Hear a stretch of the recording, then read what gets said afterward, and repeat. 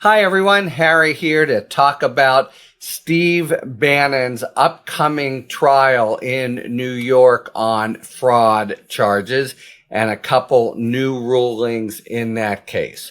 First, it's been delayed and it's not going to happen now until February. That definitely is in Bannon's interest.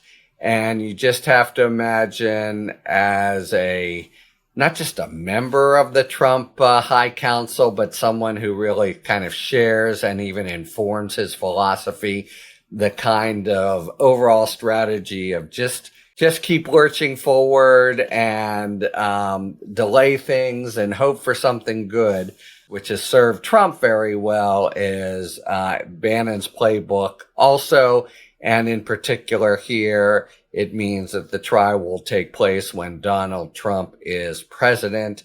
Will Trump be able to do anything? Offhand, of course, we're talking about New York fraud charges. Remember what's going on is Bannon had a whole We Are the Wall kind of GoFundMe, and he promised all contributors that funds would go 100% to the wall, and that was a lie, or at least prosecutors charge. It's a fraud case, so an interesting wrinkle here is it's not enough for him to say that and not follow through. They're going to have to show that his intent was always to pocket some of the money. But a piece of evidence was admitted by the judge today at the same time as the trial was pushed back to February 25th.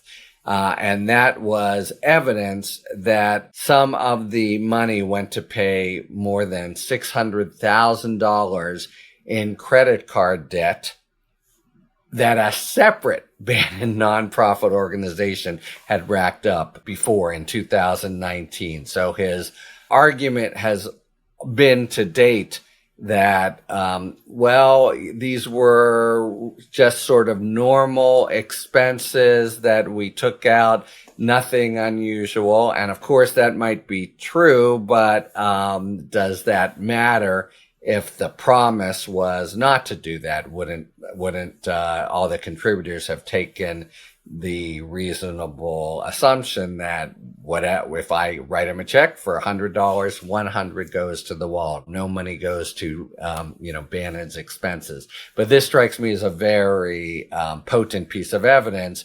If some of it goes not to the expenses here, but to previous credit card debt, that seems pretty clearly to have been a fraudulent scheme. That's got nothing to do with the supposed incidental expenses from this very project. Now, Bannon's lawyers had argued that evidence was irrelevant. So just quickly, under the law, that's a very hard argument to win.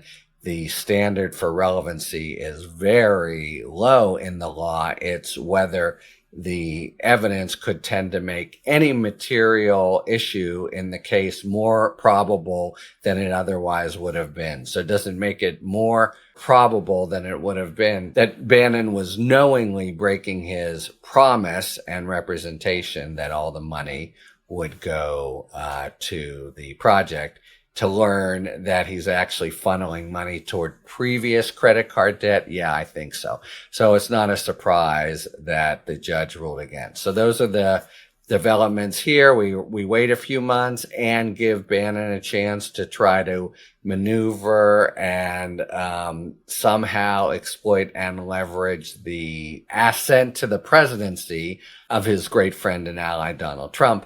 And the evidence, when it's heard starting February 25th with jury selection, will include this, to me, pretty inculpatory point that they took some of the money and used it to pay old credit card debt.